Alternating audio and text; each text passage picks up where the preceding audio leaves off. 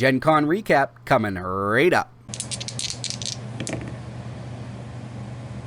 Mr. Clicks Flick is brought to you by Lucky Dice Cafe out of Huntsville, Alabama, home of the ROC. No matter if you're in the United States or around the world, Lucky Dice Cafe has the winning roll for all your gaming needs. You can visit them at luckydicecafe.com or on their Facebook page using the link found in the description of this video. Mr. Clicks Flicks is also brought to you by trollandtoad.com, one of the largest online gaming retailers. Use the promo code Mr. Clicks Flicks for 5% off your Heroclix order today. Alright guys, so today we are recapping the events of Gen Con 2019. This was a pretty cool event. Heroclix has not had a presence at Gen Con for a while in like any type of official or pseudo-official capacity. So with me today is Mr. Howard Brock, owner of Lucky Dice Cafe and runner of the ROC that is now associated with WizKids Games. So Howard, how are you doing today? Doing great. How you doing, James? I'm doing great. So, Heroclix was at Gen Con, and a long time ago, when dinosaurs roamed the Earth, the Heroclix, what was it, Worlds, was at Gen Con, and then for a while after that, it went away, and now it looks like they're interested in having a presence back at Gen Con. Is that correct? Well, I think Heroclix has always wanted to be at Gen Con. I think that it's been an issue with Gen Con and with WizKids themselves on making that happen. I think that they just have butted heads, but other people wanted to be there. Other Troll and Toad obviously is there. They felt like there should be a presence, and they also sponsored Gen Con this year. Yeah, they have provided space. They provided some space and some prizing, and they were great.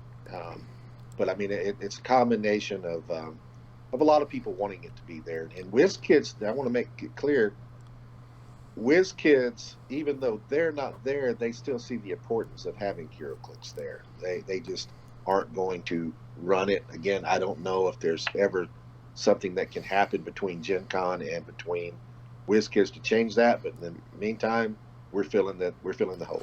Yeah, very awesome. Yeah, Gen Con's a huge event. For those of you that don't know, for just board games and gaming in general, in Indianapolis, Indiana, and it's just a nice centralized location for a bunch of stuff. So it's really cool to see that Heroclix is back there. And so, as you said, Howard, Troll and Toad got involved with you guys to have some events for Heroclix players, and it sounds like it went really good. You were talking to me before I started recording about just the numbers of the people that went there. So why don't you go ahead and give us some of the numbers on that, about like how many players played and how many battle royales you did and stuff like that. I think the numbers were good. I'm an ambitious person, so I want to do double what we did. But overall, for being there and I wasn't very with getting everything scheduled as early as I wanted to. I think that we'll fix next year, and we do plan on being there next year. But I think that affects things, and I think that being there and knowing that we're going to be there next year, we should only be able to build on this. But that being said, and you caught me at the right time, James, because I'm actually was writing the report, and I have all the numbers. Very awesome. Computer screen. Yep. So we had 119 unique players, and what that means is I went through all we have all the data, all the sheets, and we went out and we pulled all the names out. And we had, I'll be honest with you, this was more than I thought this would. If I would have guessed at a number, I would not have guessed this high. I thought, I know we were full, but I didn't know that it was actually 119 unique players that were there. So I thought that was good. We ran 76 battle royals. Our highest attended scheduled special event was the 2 versus 2 sealed, which I want to critique because I think that's one of the areas we can improve on. But we had 30 players for it. Okay. So we had 15 teams. Regional had 12 players. I'd like to see that number go up. We had a sealed Winamap with 11 players. In our other Winamaps, we had one popper that had 5, and our regular Winamaps only had 4. So just looking at that, what I can tell you is that sealed is king. I already knew that in my store, but it apparently applies at conventions also. Sealed is what people like to play. Um, it's what puts up the bigger numbers. It just is. I mean, we're talking about a world championship. That's a little bit different, but this wasn't a world championship. And Mm-hmm. what I see is there's more people showed up for sealed more than anything else. Um, in my store, um, I don't when I do WKOs, I run sealed WKOs. I get more players to come to sealed events than I do WKOs. I know a lot of people don't like that, but the numbers speak the numbers speak for themselves. And this the same thing here. Now, speaking of that two versus two sealed, it's one of the areas that I'm critiquing myself on. I I think that I think that we scored it incorrectly. We treated it as like a one versus one and only as a match play. So if you went 1-1, you basically that was a if you had. Here's how we did it. If James, you and I were on a team and we were playing two other guys, Mm-hmm. and we both won, we win the match. If Mm-hmm. we both lose, we lose the match. But if we split, it was based on points. So if we went 1-1 and they had more points than we did, we lost the match, and we would be 0-1 and they would be 1-0. Mm. I think that I think that that was wrong. Next year, I'm just going to count wins. Period. Mm-hmm. Um, as far as how everything is tallied up, and we'll just keep it on a spreadsheet and put it on the win system later. So that was one thing. And then I feel like I failed in doing an adequate description of how the two versus two work. I guess I did that thing that I always tell everybody is the root of all evil, and that is I made an assumption. Assumptions are a bad thing. Yeah. Um, so I thought that everybody was used to running the three versus threes, and that they would understand that it worked basically the same way. Mm-hmm. I had I had two people that I'm not two teams Mm-hmm. that I feel very badly about. One team thought they actually played on the same map at the same time. Mm-hmm. Okay, and so I feel like I could have done a better description of making sure that they didn't think that. And then I had another team. This was kind of funny, but this was funny and sad, I guess, at the same time. But I had another team that. All right, now what we did. This is something I didn't that you don't know.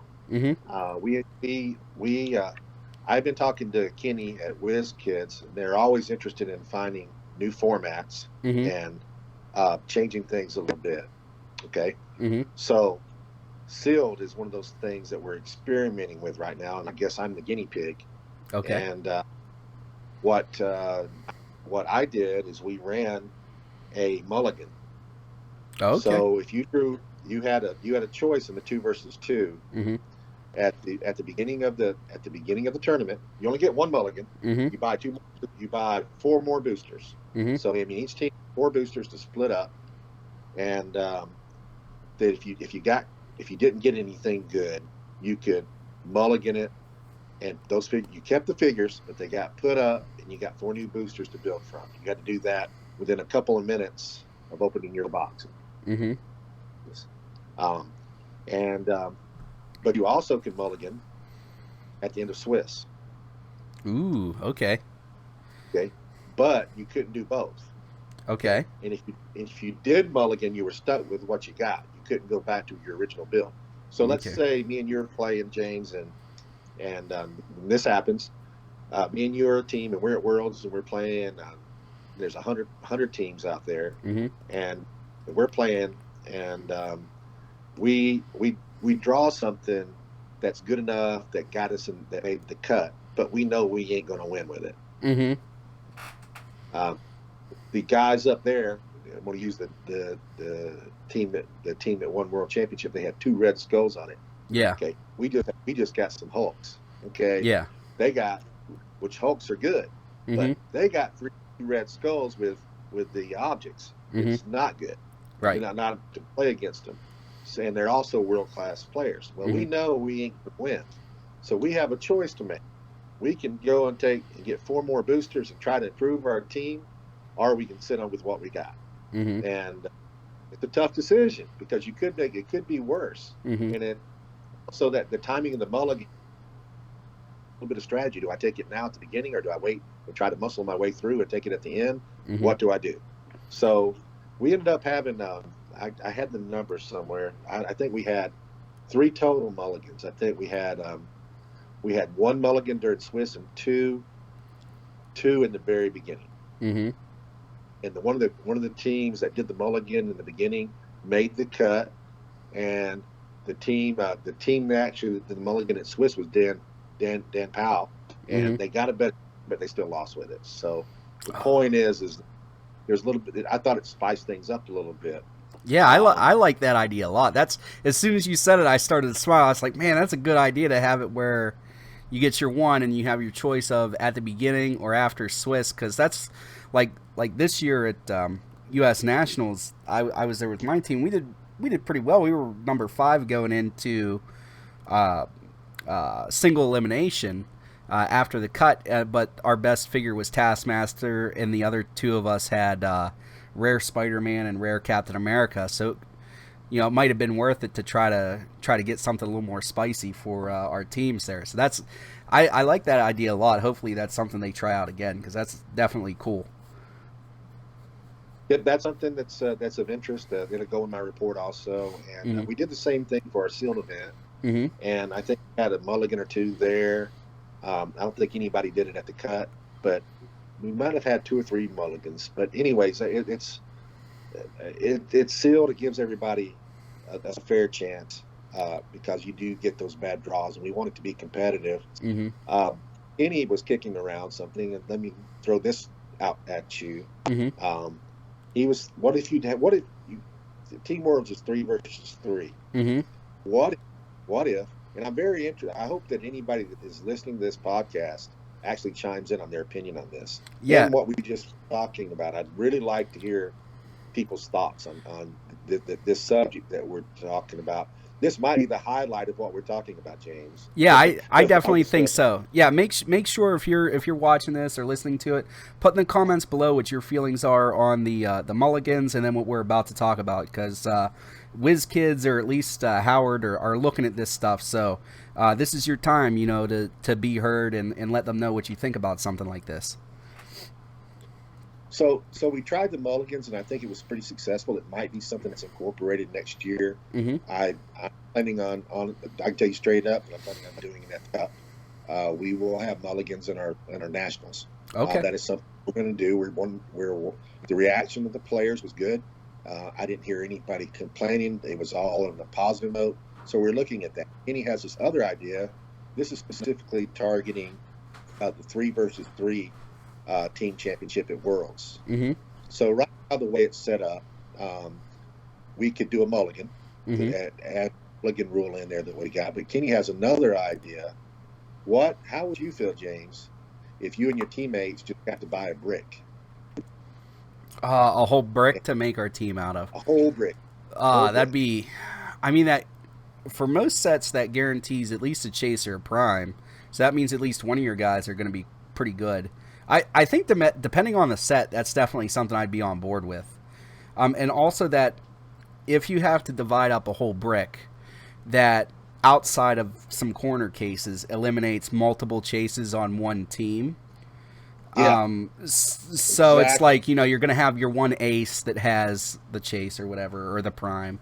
And then you're going to have another guy that maybe has 1 super rare or 2 super rares. And then your third guy will get, maybe a really good rare and a good super rare or something like that. I like that idea a lot. That's a really solid idea to try to homogenize more of the teams, because otherwise, and don't get me wrong, I don't mind how they're doing it right now, but like whenever you get a team where you get world-class players and they pull 2 out of their 3 players have a chase, it's really hard unless you're A, as good as them, and B, have something similar to compete against that.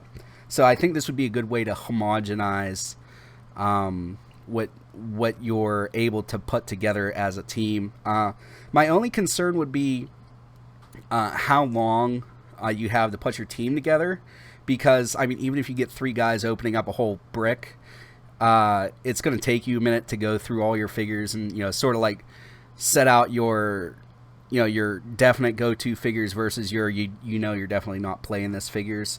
So I don't know. I mean, maybe add 10 minutes to build construction time, and I don't think that in the vast scheme of things is really going to do too much to lengthen the tournament. So I really like the idea of a brick for doing that. That's a swell idea. You get 4 more boosters. Yeah. I mean, that's what it comes down to. You're right. I think it's more balanced. I think that you'll see more theme teams being built because, I mean, it just seems like that would be a natural thing to happen.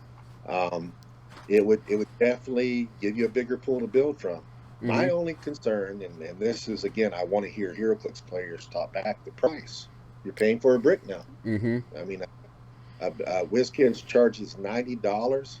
I think for 3 player, I mean for 6. So you're paying $30 per booster. So so you're paying 15 per.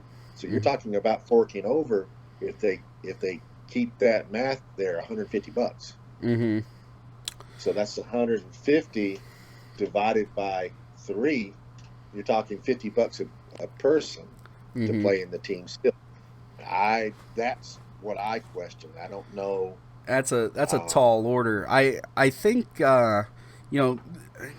considering that they're the ones that make them, if they can somehow set them aside and not have to pay the distributor for them, and then they just pay their price, I would imagine that if they charge MSRP for a given set, like $120, and you divide that amongst 3 people, and they're not paying the distributor fee, that should cover the price of the boosters, the price of the facility rental, the price of the prizes, and for handing out stuff to the judges. I'd imagine that, but I'm not privy to that information on how WizKids themselves gets the WizKids product. Like if they just hold it and then like Alliance or whoever sends them the stuff, but they still have to pay the distributor fee, or if they just keep that away from Alliance and just sort of bring it with them. I'm not sure how that works. I'm pretty sure they don't pay Alliance anything there, other than they might have to pay them something because it depends. Because a lot WizKids keep things at 2 places. They do keep stuff in their home office. They keep a lot of it in Alliance. Now I know this for a fact because I'm having stuff shipped to me every month, and it comes from Alliance. But sometimes some stuff comes from WizKids. For example, in States last year, I'm pretty darn sure that all the chases came directly from WizKids, and the other stuff came from Alliance. So I don't know exactly how they do that. I don't know what they have worked out either. I mean, obviously they have to pay Alliance shipping either way, but I would like to think they don't have to pay him any kind of distribution fee. But yeah, I don't know. The closer they can keep it to MSRP, the better. And I mean, they're still, I would assume, going to make money at that point, because they got to make money to sell it to the distributor, and the distributor makes money when they sell it to, the stores. So, well, the problem is $150 is MSRP. Actually, it may be more than that, but I mean that's only. Oh, if it's for like the Dark Phoenix Saga stuff. Is that what you're talking about? No, $150. No, $150 is regular MSRP. Oh, is it? On Heroclix. Okay. Yes, just nobody charges that. Okay. Well, nobody charges that. It's just it's recommended to sell it for $15. MSRP, and 15 times 10 is $150. Just nobody does that. It's not as bad as Magic, where we're going down and we're not making any money off of boosters. Right. But it is less. I mean, it is. Most people don't charge that. It's right. That's why your battle royals are $15. That's why they're charging SRP. Yeah. I would hope that they'd give some kind of a discount, but I mean, I think if they charge $50 and you're going to get a whole brick, at which point that there's at least going to be a chase, depending on how you work it out with your team and what chase you pull, you may be able to get rid of that to cover the cost of at least half or more. And then you'll still have your other stuff, and that's not including any prizing you get. So, I mean, depending on how you look at it, it might not be that bad, but there is that upfront cost of $50 per player. I agree. Yeah, that's my hesitancy on it. The mulligan rule. Yeah. Oh, yeah. Especially with mulliganing, if you get a whole brick beforehand, and then you mulligan at any given time, that means you're in the hole for $300. Yeah, I don't know if there'd be a mulligan rule with the brick, but I mean, even you got to understand this. Even with the mulligan at teams $90, so you're forking out another $90. So you can essentially play with the mulligan rule, pay out $180, which is more than a brick. Correct. But it's optional. It's not something you have to do. I mean, it just most of the players that go to Worlds are competitive players, and if they draw some crap, they're going to. If they have the option of spending money, they're going to spend the money to be competitive. Right. But not all are. And so I really don't know. I'm very, very interested, and I want to make clear on this. It's not that I don't like your. I'm talking to the people out there. It's not that I don't appreciate your opinions, but if you're not a player that's playing in these events, I want to hear players that actually go to Worlds and actually are playing in these that might play in these 2 versus 2s, play in the 3 versus 3s. I'd like to hear your opinion on the mulligan rule and the people's opinion on the brick rule. People that actually go to the events. I don't need couch potatoes. I don't need people that I want the people that are going that's who we want to hear from. Right. Yeah. Yeah, those are pretty big changes. So you guys, if you go and you play competitive at all, put in the comments below how you feel about the mulligan rule and possibly changing it up to getting a whole brick for 3 versus 3 to divide up. Interested in that sort of thing. My personal opinion, I really like the mulligan rule. I think that could really change some things because your strong players are gonna pretty much, no matter what they pull, get through the Swiss part. So I'm really interested to see how people sort of try to save those until the break. And then, they sort of hopefully get a super team. I think that's definitely a good idea. And I also, after thinking about it and kind of mulling it over for a second, I like the idea of getting a whole brick in the context that you talk to your whole team. And like, if you play competitive, by the time it's a week or two that a set's come out, you have most of what you were going to get from that set. So anything you pull outside of 1 or 2 corner cases, nobody's going to really need. So if you're pretty much guaranteed a chaser prime, and I know that it's sealed, so they technically don't guarantee anything, but we all know better. If you're able to pull a chaser prime, and let's say you pull something middle of the road that's $50, then you're able to sell off maybe your 3 other super rares, and the 3 of you were able to play and keep all the CUR stuff for $50 if that's what you wanted to do. Or you could sell everything and probably make your $150 back. So I like the idea if you discuss it with your team beforehand and say, hey, no matter what we pull, we're going to sell it to cover the cost. I don't think it's that bad when you think about it on the back end, that you're going to be able to recoup your cost fairly easily. And that's not even talking about, hey, you do really well, the prizing you get on top of that stuff. Yeah, and I hope we hear a lot of responses. I hope a lot of people listen to this podcast. I hope you spread it everywhere. Yeah, I'm also tag WizKids in this and let them. I'm very, very interested, and I know WizKids is too, in hearing people chime in here. And again, I'm looking for people that are playing. I mean, that's the important thing, because you're the ones that's going to be affected. Yeah, it'll definitely. I'm going to share it around to my usual suspect places, and then I'll do my best to somehow get WizKids' attention to share it around too, because I think these are big changes, but they're also or big possible changes. Let's put that caveat in there. Big possible changes, but good possible changes. I think, like we talked about before, that the anything to make it so that your team can be, there's not these big peaks and valleys. It's anything that can make it more of a straight line and the most even playing field humanly possible while still having an element of chance is good. So I think both ideas are good ideas. And like we've been saying, put it in the comments below what you think of either of these possible changes, if you play competitive at all, because WizKids is listening, ROC is listening, I'm listening. So all, other than me, all the important people are listening to your opinion on this. So this is the time to speak up if you're going to speak. Yeah. Hopefully this one will go viral and we get some answers up there. I really hope so. See, James, you got breaking news and breaking information, and we didn't even discuss it beforehand. I just kind of stumbled across it. Nice. Okay, so now that we talked about that, we already covered your events, but do you want to just want to run down quickly again? So you did battle royales, you did Pauper, you did sealed winning maps, and did I hear you say you did a sealed regional also?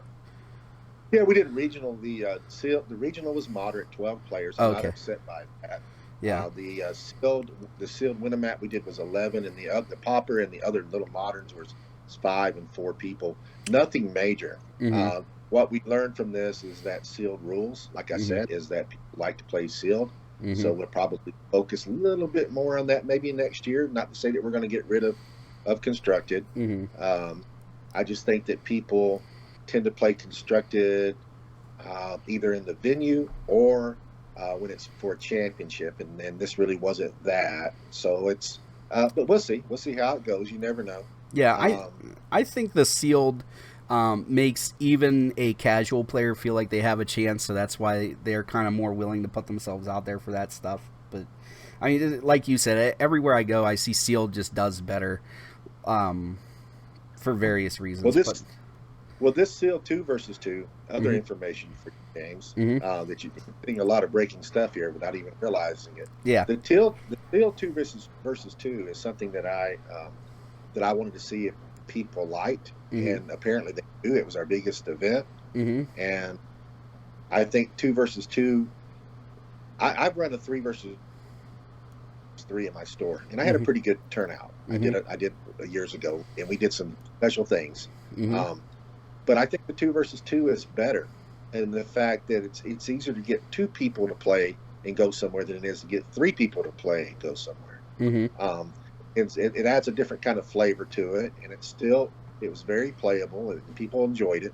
And it is now you know that we're running 2 nationals at the Rock Cup this year.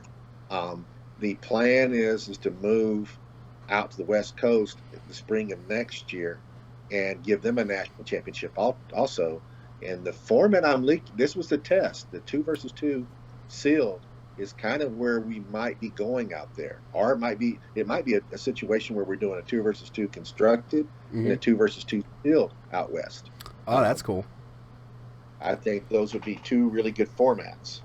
Yeah, both of those would be cool. So let's see here. Next thing is prizing. So for those of you that don't know, ROC is now working, or in cahoots, if you will, with WizKids.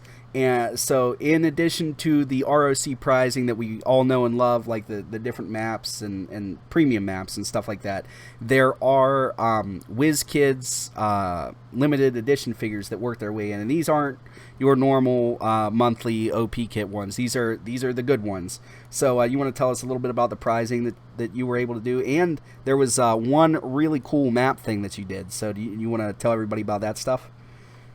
Well, all the Battle Royals had the convention exclusives, the same conventions exclusives that you would have got if you went to nationals.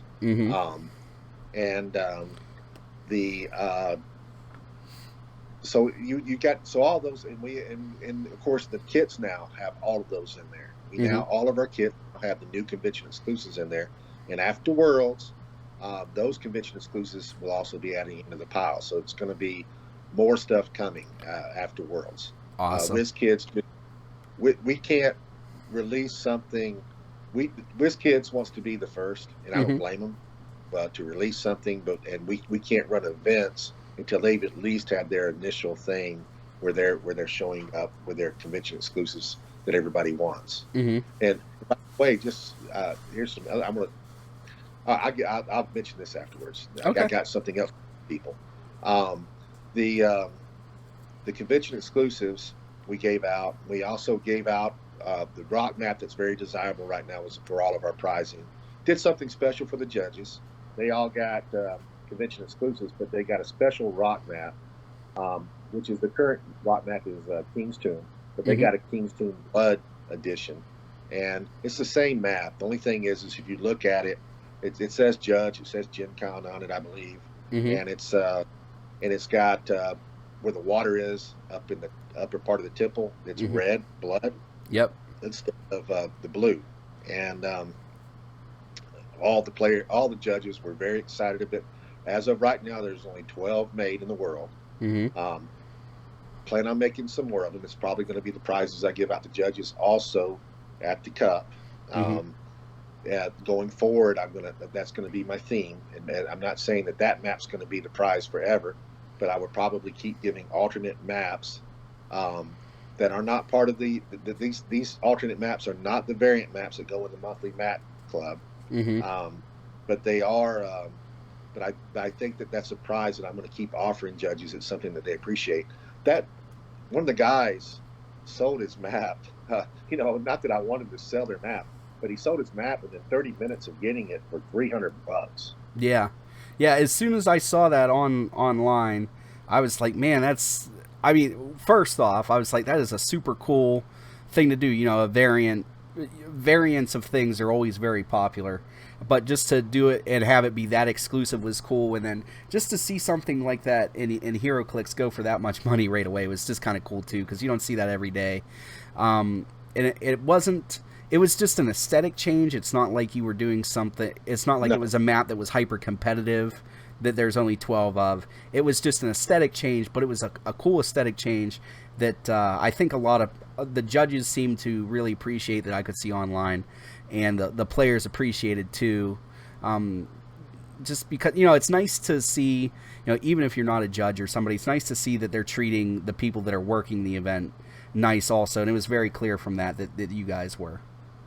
I think I can't speak for them, but I think the judges were ecstatic about what they got, how they were treated, and what they got to do while they were there. And that's the way we like it to be. I don't want judges to feel like there's just all work 4 days and Yeah. that they're being worked like slaves. I think they all enjoyed themselves, and I want to thank them because I think they all did an outstanding job.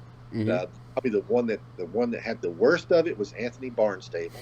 Yeah. Um, Anthony Anthony was coming from Boston, and he got wait. He was supposed to be there Thursday. He did not show up until Friday afternoon. Oh, Uh, geez. Straight from the airport, he got waylaid because of storms and stuff. They Hmm. lost all of his luggage, so he arrived with a shirt on his back, dead tired, and I Wow. he had a rough con. Oh, I bet it sounds that way. Ugh. But in the end, I still think he had a good time. But Oh, yeah. getting there was a pain in the butt. Yeah. Oh, man.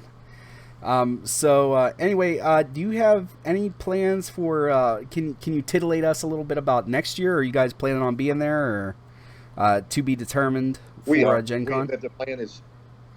The plan is totally to be there next year. I now have my Gen Con experience and know how Gen Con works. Mm-hmm. Uh, I was shackled a little bit this year by other people by the sponsors that we have, that being WizKids and Troll and Toad. Not pointing fingers at them or anything, but Mm-hmm. there was a lot of stuff that had to be done before we could announce.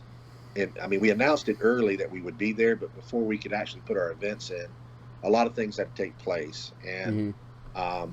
I don't think that's going to be the case next year. I think we'll have our events out early. I think we'll have better space. I think we'll have better planning.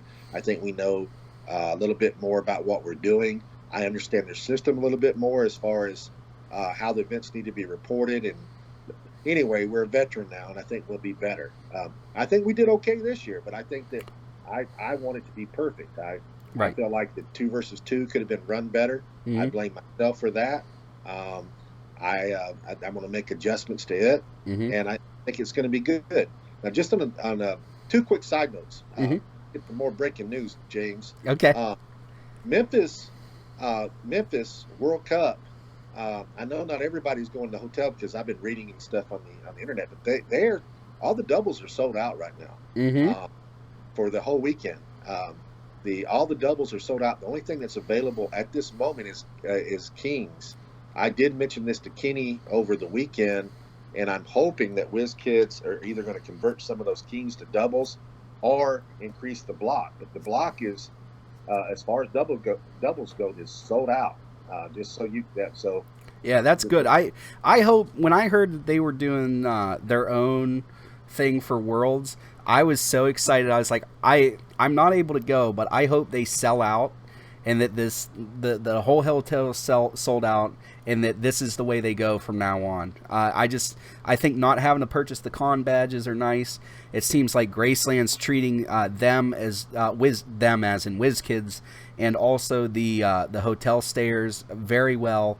I'm really excited to see how it goes after the events. Kind of get a recap of how it went. But I'm super excited. I hope that this is what they do in the future. I think Graceland's actually a good centralized location in the United States to try to have it. So I'm really excited. I hope that it sells out and they just sell everything like gangbusters there. well, I think they are. I think that people that were thinking it was going to be a poor turnout are dead wrong. Right. Um, I think it's going to be a big turnout. The people that the meta players that I know Mm-hmm. uh, did not want to go back to Philadelphia. They were not happy about it, me included. I was not going to go to Philadelphia. I did not like it there. Mm-hmm. Uh, I'm one of those guys. Nothing. I'm not trying to badmouth you, Philadelphia. We just didn't like the convention. Yeah, Didn't like it there I've, either. yeah, I have to go to Philadelphia sometimes for work conventions, and it's just not my favorite place in the world. But what WizKids is doing, James, you never went to the Rock Cup, did you? No, I have. That's a weird time of the year for me. Well, they're doing what we did. Okay. They've got a hotel. Mm-hmm. I went for a certain thing that was my creation Mm-hmm. that I wanted to do. I wanted to put it in a hotel, and I wanted to have a casino type feel. Now not the gambling part, Right. but if anybody's ever gambled before, or went to a casino, it's 24/7. You can go to your room, you can take a break, you can take a nap, you can come back, you can eat, you can walk over here, chat with some guys, you can have a drink at the bar, Mm-hmm. you can go play some cards. So I wanted to feel like that at with Heroclix. Mm-hmm. So we have a hotel. It's got food in it. It's got really nice rooms. Mm-hmm. You get all these little tables set up all the way through. The convention hall or the gaming hall where we were at had plenty of tables. So if you just wanted to get with friends and practice and play, if you felt like at 2 o'clock in the morning, hey James, let's go down and test this. We could get up and walk down to the hotel, Mm-hmm. test the game, go back upstairs, take a nap, whatever. There was breakfast there. Everybody was all together. All the Heroclix players were all in one little hubby hole for the most part, Mm-hmm. and and the interaction between everybody was fantastic. And that is what we're going to get now. It's not a convention. Mm-hmm. It's better. I don't think people understand that. This is Heroclix mania. It's Heroclix to the max. It's our game. Yeah. It's everything in one place where you can do all these things, and you get to talk and chat and learn and spend time together and practice and play and rest. I mean, I know some of you guys, like you'll get a cheap hotel and you'll stay 20-30 minutes offside of a convention, and there's nothing wrong with that. And I understand budgets, Mm-hmm. but this is even, and then some of you guys are like at a hotel and you can walk into the convention from the hotel, but it's still a little bit of walk. Mm-hmm. This is even better. I mean, you're going to be able to walk out of wherever the gaming space is, not even walk outside, walk to your elevator, go to your room, and sit there and rest for a minute, relax, watch TV, whatever you want to do, and come back again. All your stuff will be there. If you're missing a figure, you can run to your room literally and get your figure. Yeah. People don't understand. People that have not experienced that don't understand it. It's awesome. Yeah, it's a very nice setup to be able to do that. Like I said before about Philadelphia, I do some traveling for work, and the conventions where if you're able to stay in the hotel that the convention's in, it makes for a much nicer experience. And like you said, it seems like the prices are very reasonable at Graceland. You're going to be able to probably eat there. And you're not gonna have to pay $60 or so for your convention badge, and then you're gonna be able to just do your Heroclix all day, every day until they make you leave. It just looks like it's gonna be fun. There's other things in Memphis to do. There's other things there to do also. I mean, not that I'm pitching going to casinos, but their casinos are not very far away. Right. Riverboat not very far away. Of course, they got a package to see Graceland anyway. It's a good deal. I mean, it's people don't understand how great this is, and you're not going to understand how great it is until you go to one. Right. Yeah. It's better. Yeah, I'm really hoping it works out. It looks like it is already. So. You want some more breaking news, Jay? Yeah, we'll take a little bit more breaking news. Yeah, the chatterbox of the internet. Yep. Okay. I'm looking at doing something else. I'm in the process of doing this. I'm already pricing them out. Decision has not been made yet. Not sure what our price point will be. Not sure what we're doing, and I'm not even. It's not even 100% sure. I still have some doubts and stuff about it. I've been doing a lot of research for this, and I want your opinion. Okay, so I'm going to start this sentence off. That I am not talking about prize maps. I am not talking about prize maps. But I am talking about rock maps that are not prize maps, which would be the monthly maps and stuff that we make. How would you feel about getting those in paper? I would feel a lot. I'd feel fantastic about it in paper. I like the feel, and like as a YouTuber, I like recording on the premium maps because they don't have a lot of sheen, so I don't get much reflection in them. Whereas if I use a paper map, I can get reflections and stuff like that. It just films better. However, as a player, the paper maps are just easier to transport. There's no way to get around it. I've tried putting the premium maps in a document roller. I've tried just folding them up. They're heavier, they're bulkier. Now I like them. I think there's cool stuff about them, but as far as just transporting, especially if you're talking about, maybe you got to get on a plane ride or something like that, and you're worried about your luggage has to be under a certain weight, I think that the paper maps are definitely cool. And depending on the price point, I mean, it makes it a lot more accessible for people. I think the $30 price point is reasonable. I've paid it a lot of times, but not everybody's me. So, if you get a high schooler that, maybe wants a map, $30 map can maybe be a hard sell, but, whatever it is you just decide to do it at, might be easier for them to acquire. So I think it's definitely a good idea. Well, the thought process here, again, nothing's locked in concrete. I'm positive that we're doing it, but I'm kicking around ideas. Here's initial thoughts. And there's a lot of people that have chimed in, and I'm interested to see what you say. The maps would come folded. I have a company fold the maps for me. I have to buy X number of quantity. So that's the hesitancy a little bit, is because I have to buy in the thousands, and I don't want to. I want to make sure I can sell enough to pay for them. I think that I can. I also did a little bit of research to see what HC Realms did back in the day when they sold their maps, and they were buying them in the thousands, and they sold out of all of them. So there's definitely a market. Yeah. And these maps are WizKids legal also. Correct. They're not just a map. They're WizKids legal maps. Right. So I would probably offer them 3 months after the premium map. So in other words, we would release the premium map monthly, and then a quarter later, we would release those maps. Initially, we would probably not even do exactly that. We would probably take some of what we think are the best maps, the best selling maps. Which, by the way, what the monthly maps? What do you think? And I just found this out myself a couple of days ago. What do you think the number one selling map is that we've produced? You probably don't know. It's too many to think about. Man, there's so many. Well, I know my personal favorite's the hedge maze. Well, that's it. That's the one. Is that really it? That's it. I love that map. That's my favorite map for sealed, actually. That's the number one selling map. Okay. All the monthly maps that we've done, and that would definitely be the first map, along with something else, because we're going to do double-sided. Okay.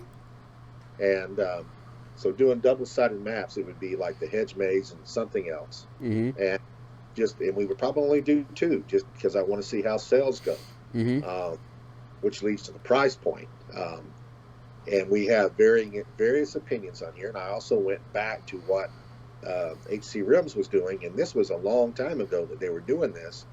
And I was told that they were selling single-sided maps, just one-sided maps, anywhere from $10 to $15. Mm-hmm. So, do you think that $15 for a double-sided WizKids legal map is too much? No, I think that's fine, especially considering how competitive certain ones of them can be. That's perfectly fine. $15 would be, especially double-sided. Yeah, that's fine. That's because you figure you're paying half price of the neoprene map, but you're getting double the maps. So really, you're paying quarter.